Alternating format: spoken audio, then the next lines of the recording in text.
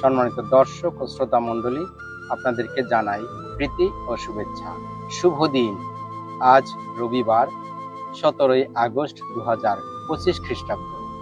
আজকে আমাদের জন্য মঙ্গল সমাচার, সাধু লুক লিখিত মঙ্গল সমাচার 1 অধ্যায় 39 থেকে 56 পদ। আজকে আমরা মণ্ডলীতে পালন করছি মা মারিয়ার স্বর্গারোহণ পর্ব।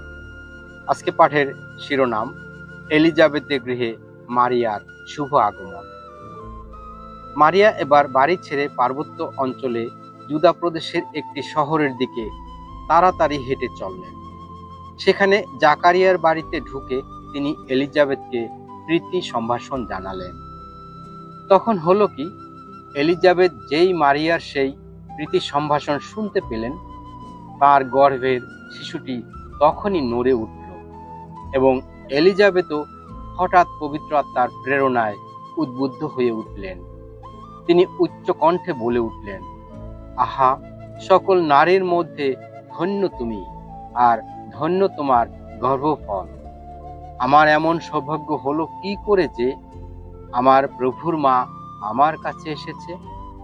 দেখো তো, তোমার প্রীতি সম্ভাষণ যেই আমার কানে এলো, অমনি আমার গর্ভের শিশুটি আনন্দে নড়ে উঠল। আহা, ধন্য সেই নারী যে বিশ্বাস করেছে যে প্রভুর নামে তাকে যা বলা হয়েছে তা সত্য হয়ে উঠবে। তখন মারিয়া বলে উঠলেন, আমার অন্তর গেয়ে ওঠে প্রভুর জয়গান। আমার পরিত্রাতা ঈশ্বরের কথা ভেবে প্রাণ আমার উল্লসিত। তার এই দীনদাসীর দিকে মুখ তুলে চেয়েছেন তিনি। আজ থেকে যুগে যুগে সকলেই ধন্য ধন্য বলবে আমায়। আহা, আমার জন্য সর্বশক্তিমান কত মহান কাজই না করেছেন। পুণ্য, আহা পুণ্য তার নাম। যুগে যুগে তাদেরই তো দয়া করেন তিনি, যারা তাকে সম্ভ্রম করে। তিনি তো আপন হাতে বিপুল শক্তির কীর্তি সাধন করেছেন।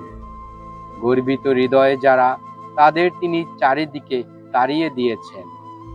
যত নৃপতিকে সিংহাসন থেকে নামিয়ে এনেছেন, আর দীন মানুষকে তিনি বসিয়েছেন উচ্চ আসনে। ক্ষুধার্তকে পরম দানে পরিতৃপ্ত করেছেন তিনি। ধনশালীকে ফিরিয়ে দিয়েছেন শূন্য হাতে। আমাদের পিতৃপুরুষদের কাছে তার সেই প্রতিশ্রুতি রক্ষা করে তিনি তার সেবক ইসরায়েলের সহায় হয়েছেন। স্মরণে রেখেছেন আব্রাহাম ও তার বংশের প্রতি তার সেই চিরন্তন করুণার কথা। মারিয়া এলিজাবেথের কাছে প্রায় 3 মাস রইলেন। তারপর তিনি আবার নিজের বাড়িতে ফিরে গেলেন। খ্রিস্টের বাণী।